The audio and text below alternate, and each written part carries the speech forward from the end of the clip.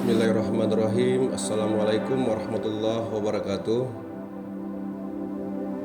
Pemilihan serentak tahun 2024 di Kabupaten Sumbawa memiliki tantangan dan dinamika tersendiri.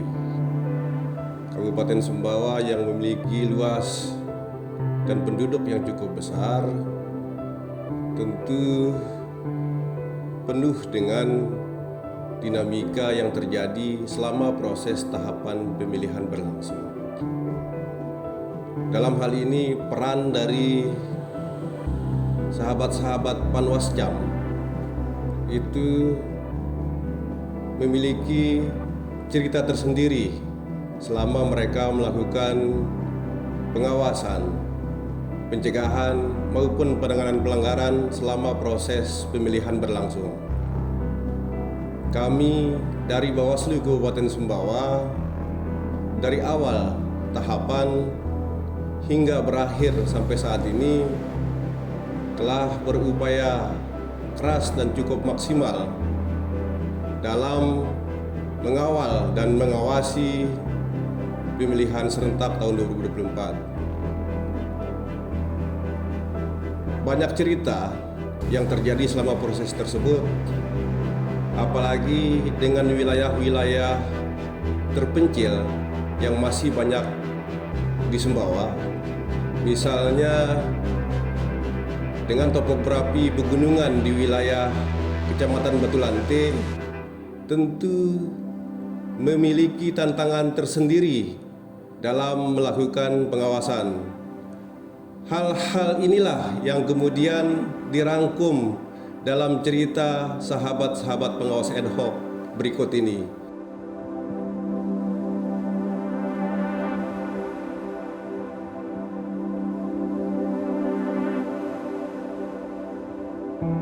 Yang dimana kecamatan ini terdiri dari 6 desa, dan untuk yang 3 desa itu sudah mantap jalannya. Kalau untuk yang 3 desa, akses transportasi itu masih sangat sulit, belum ada aspal sama sekali. Dan adapun strategi kami kemarin saat melakukan pengawasan pencoklitan di wilayah Batulante, karena mengingat dari desa ke dusun itu sangat jauh dan infrastruktur jalannya juga sangat kurang baik, dan pencoklitan juga dilakukan di musim hujan. Jadi kami harus berjuang bersama teman-teman dan juga membagi tugas kepada staf dan sekretariat untuk sama-sama mengambil sampel di wilayah desa dan dusun yang ada di Batulante, terutama di wilayah dusun Kaduk, dusun Sukamaju, dan Batu Tala. Kami harus jalan kaki untuk menempuh jalan tersebut atau untuk sampai ke lokasi atau ke dusun tersebut. Dalam hal ini saya ingin menyampaikan bagaimana terkait dengan strategi pengawasan kami di Kecamatan Sumbawa. Nah, untuk diketahui Kecamatan Sumbawa merupakan kecamatan yang paling besar penduduknya, paling banyak penduduknya yang ada di Sumbawa, berdasarkan sesuai dengan DPT sebanyak 46.055 orang. Nah, dalam hal ini terkait dengan fungsi-fungsi pengawasan yang kita lakukan di Kecamatan Sumbawa sendiri terkait dengan pengawasan kampanye, memang banyak hal dinamika yang terjadi di Kecamatan Sumbawa, di mana aktivitas kampanye di Sumbawa itu sangat padat, sehingga membutuhkan kreativitas kita untuk membagi personil, berbagi di beberapa wilayah untuk memastikan bahwa fungsi pengawasan tetap berjalan. Kemudian terkait dengan hal-hal yang berupa sosialisasi juga itu menjadi penting, karena Sumbawa sendiri atau Kecamatan Sumbawa ini sangat majemuk.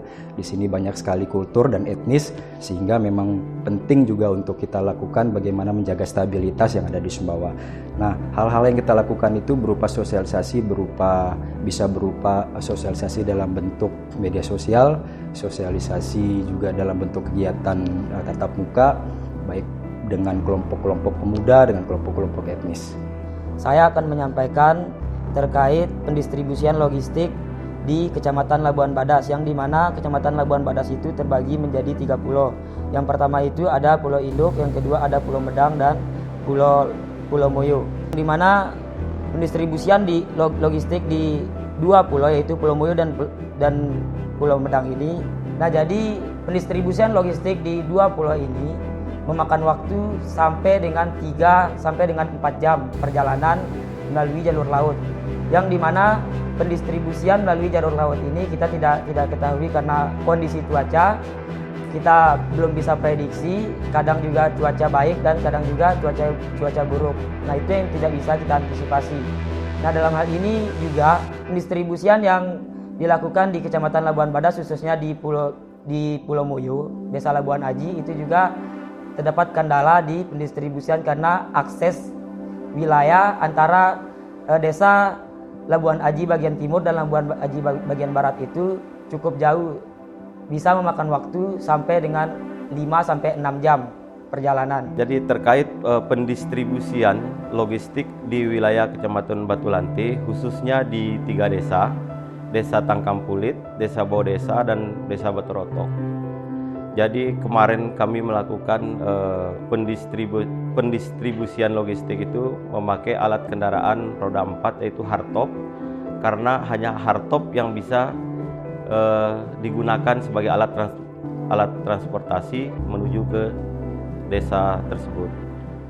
Jadi sangat sulit dan tantangannya juga sangat banyak. Bahkan hardtop ada yang rusak di tengah hutan, di tengah gunung. Jadi kita harus, misalnya pendistribusiannya 1 hari kita targetkan bisa jadi menjadi 2 hari. Jadi harapan kami untuk ke depan untuk masalah transportasi pendistribusian logistik untuk lebih awal didistribusikan daripada kecamatan-kecamatan yang lain. Sedikit cerita terkait pengawasan kami, yang mana ada hal yang menarik di sini, yaitu terdapat beberapa pasangan calon bupati dan wakil bupati yang berasal dari Kecamatan Empang, yang mana hal tersebut dapat menimbulkan konflik yang besar antara masyarakat. Konflik yang besar antara masyarakat sendiri, semisalnya ada perkubu antara pasangan calon A dan pasangan calon B. Nah, terhadap hal itu, kita sebagai Panwaslu Kecamatan Empang tetap menyikapi dengan baik dan juga meningkatkan pengawasan kita. Sehingga hal itu menjadi tantangan dari kita sendiri, Panwaslu Kecamatan Empang, dalam hal baik meningkatkan konsultasi dan koordinasi secara berjenjang, mulai dari Panwaslu Kecamatan ke Kabupaten. Itu pun juga kita lakukan koordinasi dan konsultasi dengan tokoh-tokoh masyarakat dan juga pemerintah setempat. Dalam pemilihan serentak tahun 2024, di Kecamatan Ropang ada TPS Loksus, TPS 901 yang terletak di PTSJR. Jadi untuk perjalanan teman-teman melakukan pengawasan ke sana itu harus melalui jalur laut. Nah, itu pun ketika kita melakukan pengawasan kita harus pergi dulu ke Kecamatan Labangka. Jadi melalui Kecamatan Labangka baru kemudian kita bisa menyeberang ke TPS Loksus. Ya, salah satu kendalanya yaitu pertama kita harus melakukan perjalanan melalui lintas kecamatan, yaitu Kecamatan Labangka. Kedua, kita harus melewati perjalanan laut kurang lebih 1 jam. Belum lagi kemudian ada kekhawatiran dari kami tentunya terkait dengan cuaca ketika kemudian melakukan pengantaran logistik pada saat hari pemungutan suara.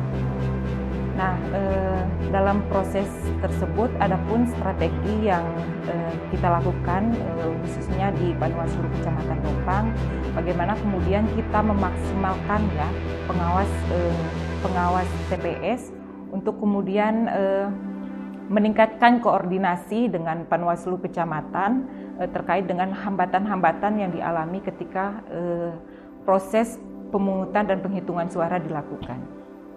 Dalam hal ini saya ingin menyampaikan terkait dengan strategi atau langkah pengawasan kami dalam menyukseskan pemilihan serentak tahun 2024. Pertama kali yang kami lakukan saat itu ialah membangun koordinasi bersama stakeholder di tingkat kecamatan. Kedua, kami melakukan sosialisasi kepada seluruh masyarakat, terutama dari kelompok-kelompok baik itu ibu-ibu, kemudian kelompok-kelompok pemuda. Di situ kami menyampaikan terkait dengan tugas wewenang kami sebagai pengawas pada pemilihan tahun 2024. Selanjutnya dalam strategi pengawasan kami yang kami lakukan adalah melakukan penyebaran informasi melalui media sosial. Kemudian kami melakukan juga secara bersama-sama, yaitu turun ke jalan, kemudian bahkan dalam tahapan kami menyempatkan melakukan sosialisasi kepada kelompok masyarakat. Kemudian juga kami terus mengedukasi masyarakat melalui video yang dibagikan oleh Bawaslu, kemudian kami juga melakukan sharing terhadap media sosial kami. Sedikit saya ceritakan di wilayah Kecamatan Melayu Utara pada proses tahapan kampanye waktu itu terjadi kampanye di luar jadwal yang dilakukan oleh salah satu paslon. Nah, di situ kami Kecamatan Melayu Utara terbantu dengan adanya informasi. Mengingat karena kurangnya personil ya di tingkat desa, kemudian dari wilayah desa terpecah menjadi dusun, itu juga berjarak sehingga pola pengawasan kami juga di situ sangat kurang.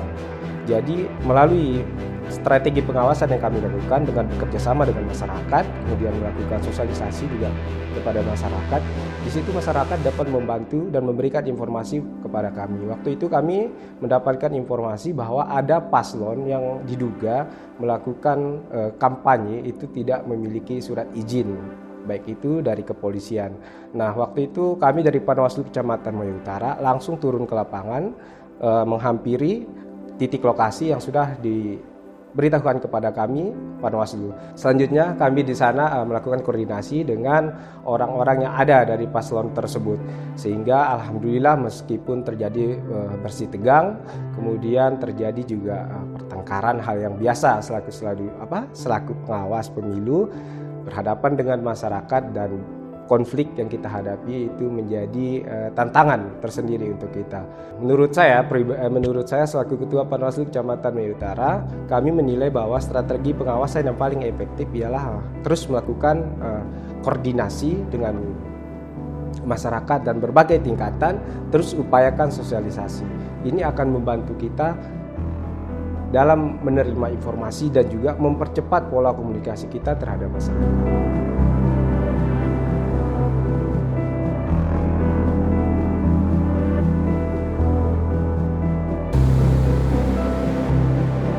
Saya sebagai petani sekaligus sebagai PKD pengawas desa dalam mengawasi kampanye, setelah selalu terdapat kampanye yang tidak ada izin. Setelah itu kita berkoordinasi dengan LO, ternyata LO tidak mau membubarkan kampanye itu. Kita selaku PKD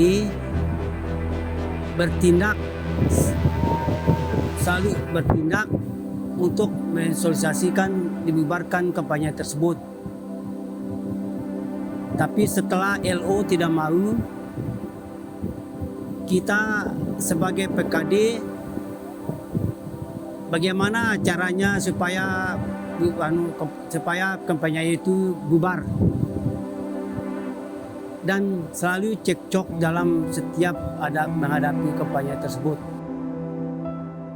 Inilah tantangan yang kita hadapi di lapangan.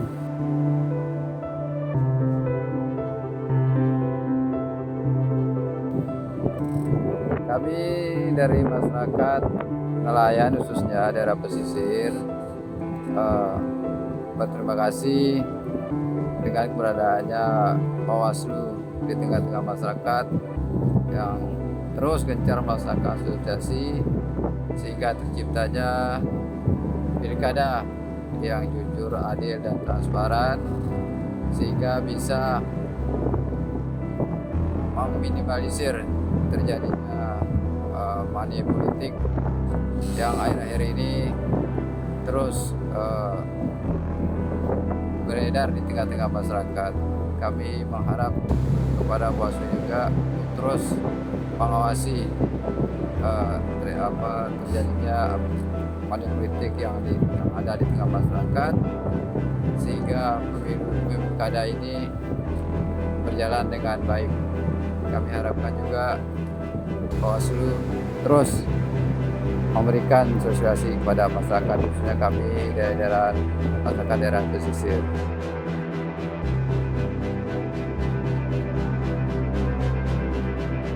Saya Ani, pedagang kaki lima. Saya takut sama money politik karena saya tahu itu tidak baik.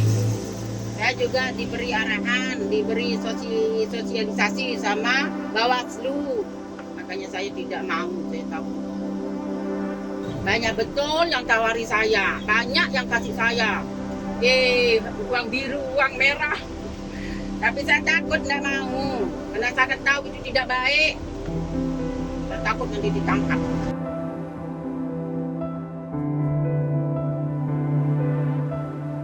Bismillahirrahmanirrahim. Assalamualaikum warahmatullahi wabarakatuh. Salam sejahtera bagi kita semua. Om Swastiastu, Namo Buddhaya, salam kebajikan. Terima kasih kami dari Bawaslu Provinsi mengucapkan apresiasi kami yang setinggi-tingginya kepada seluruh badan ad hoc yang sudah ikut membantu mensukseskan pilkada berjalan dengan baik, aman, tertib, sesuai dengan regulasi. Kerja-kerja yang sudah dilakukan oleh Panwascam, PKD, dan PTPS yang kami nilai sangat baik, tentu ini menjadi spirit semangat untuk dipertahankan dan lebih ditingkatkan di masa akan datang. Sekali lagi saya ucapkan terima kasih dan apresiasi kami dari Bawaslu Provinsi yang setinggi-tingginya bagi sahabat-sahabat di tingkatan ad hoc. Terima kasih. Assalamualaikum warahmatullahi wabarakatuh.